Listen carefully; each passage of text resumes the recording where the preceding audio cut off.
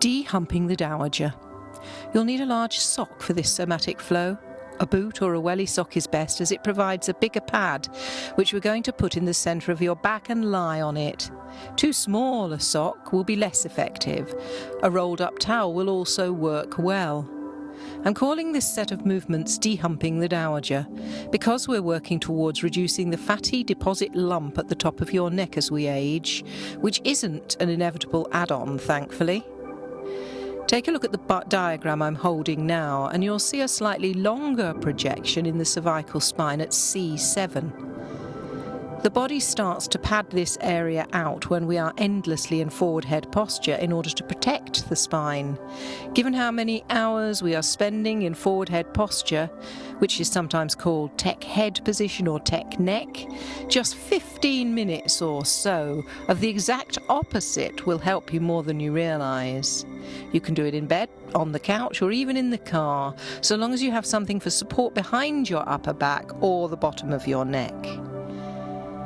We're going to check what the state of play is now. Lie on your back knees bent around hip width apart, and slowly, with your eyes open, do a visual check of what you can see as you turn your head slowly from side to side. We're going to see if we can free up the neck by the end of this somatic flow. Now close your eyes and bring your arms into a T shape at shoulder height. Then bend your elbow with the lower arm bone pointing up towards the ceiling, allowing your wrists to bend, hands to flop, fingers pointing down towards the ground.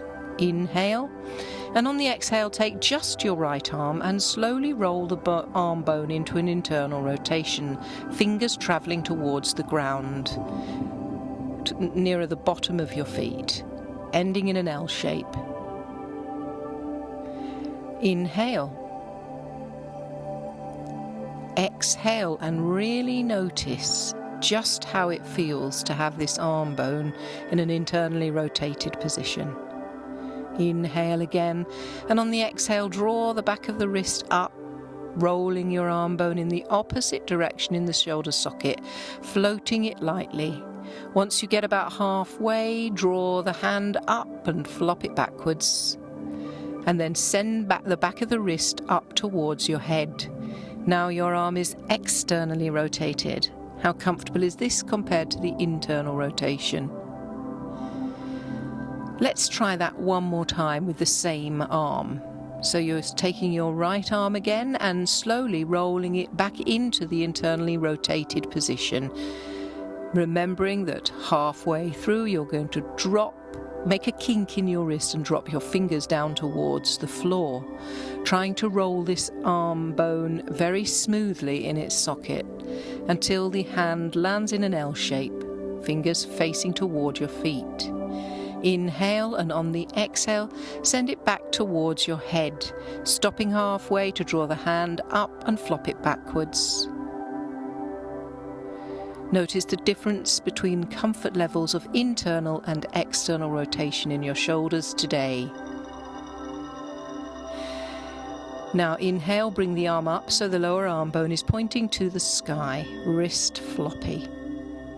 Let's try that same movement on the left a couple of times. We're going down into the internal rotation first, so inhale, exhale and slowly roll your fingers down towards your feet. Floppy at the wrist. Pause for a moment to take note of the internal rotation experience with this left hand. Then inhale, exhale and floating it lightly back up. Once you get about halfway, draw the hand up and flop the wrist backwards. Send the arm and wrist towards your head. Now your arm is externally rotated. Compare the experience of internal and external rotation on this arm. How does it compare to the right arm? One more time in your own breath rate. Making the L shape with the fingers towards the feet, remembering to flop your wrist over halfway. Taking a moment just to experience the internal rotation, and then back towards the externally rotated position with the wrist up by your head, flopping the arm halfway through. Then bring your left arm back up to center, and we'll try this with both arms together. Inhale, exhale, and floated floppy wristed arms down towards your feet. As you move slowly and mindfully, compare the action of the left and right arms. Is one stiffer than the other? Is there less range of movement in one of them? We are very rarely exactly the same in our joint movements, one side compared to the other. It's almost always a dominance of one over the other. And that takes more wear and tear in the joint. So just notice that now. Inhale, exhale, and float the arms back up by your head, noticing which of the arms is happiest in the external rotation. Leave your right hand there, then inhale, exhale, and just float your left hand down towards your feet, kinking at the wrist on the way past the center line. Inhale, exhale, and move the two arms in opposite directions, remembering as they pass the center line to change the kink in the wrist so that the fingers lead the movement up towards the head or down towards the feet. Try to travel the two arms in opposite directions at exactly the same speed.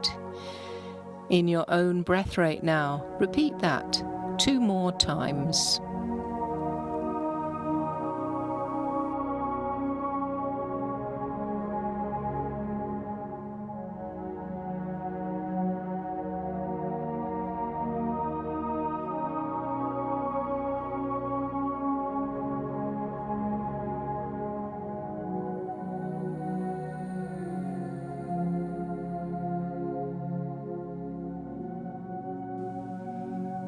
Now gently rest your arms down by your side and check in to see how you feel in the shoulder blade area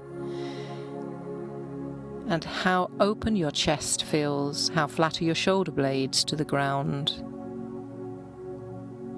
Remove any cushions from under your head and find your rolled up sock or towel.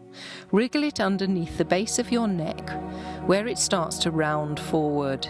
If you remember the diagram, you are putting the sock where C7 pokes out.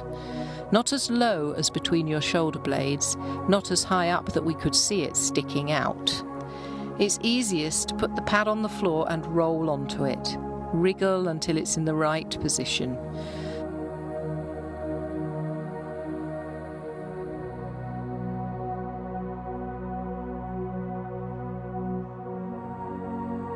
The prominence of C7 is going to be reduced by the following exercises because of the weight of your head, which is causing traction with the pad in position.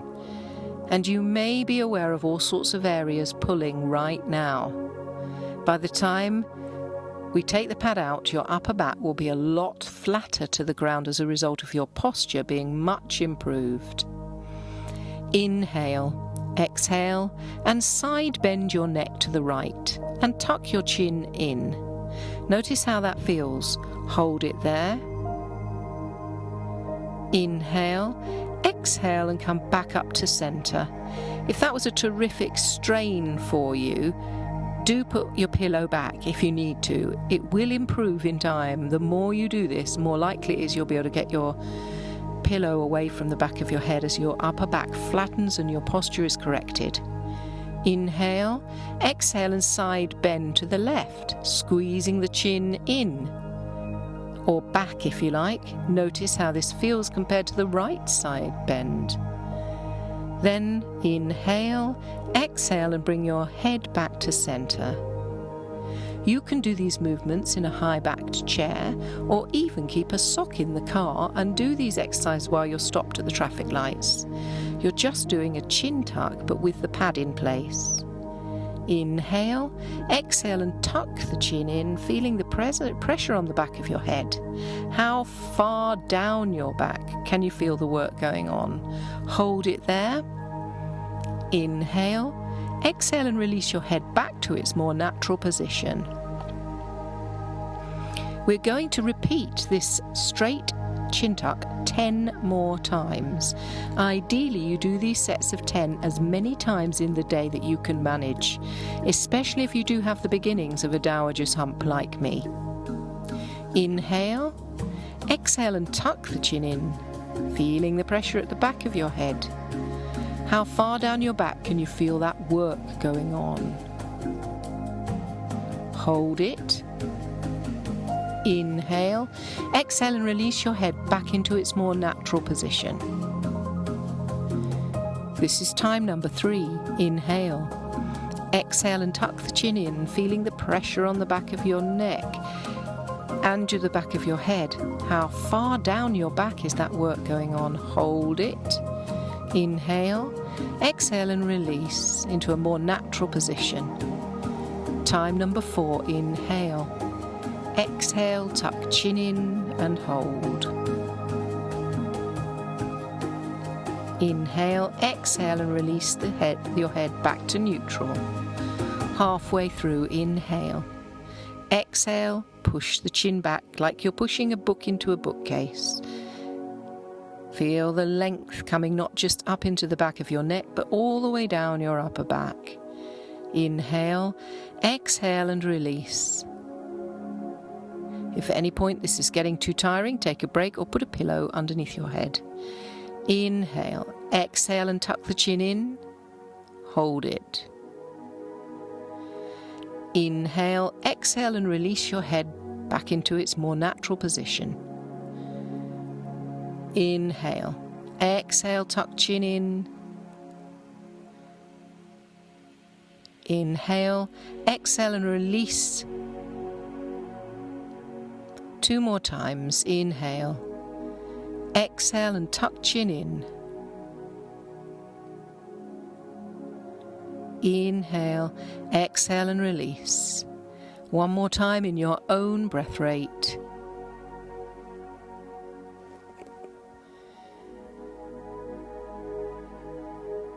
Turn your face toward the right. Tuck the chin in as before. Notice what parts of your back release as you come back to center. Inhale. Exhale, turn right. Tuck the chin in. Inhale. Exhale, release and bring the head back to center. Inhale, turn right. Push the chin back, just like pushing a book back into a bookcase. Inhale, release the chin and turn back to center. 2 more times in your own breath rate, still going to the right.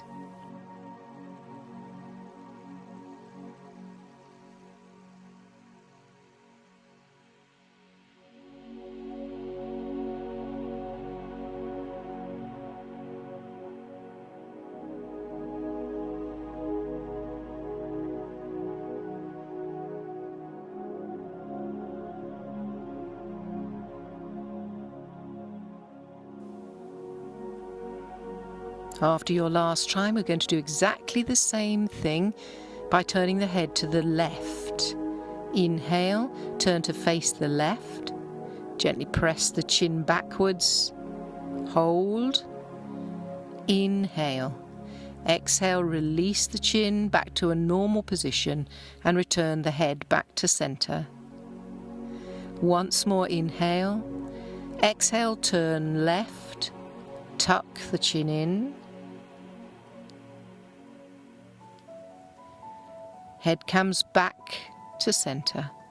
In your own time, another 3 more times to the left.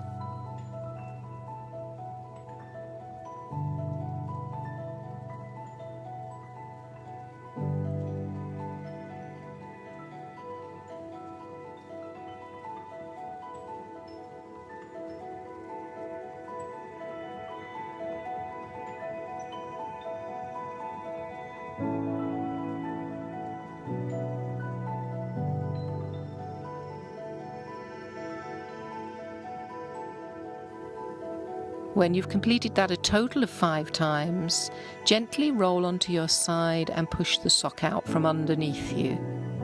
If you have time, the best movement to do after this is the windmill.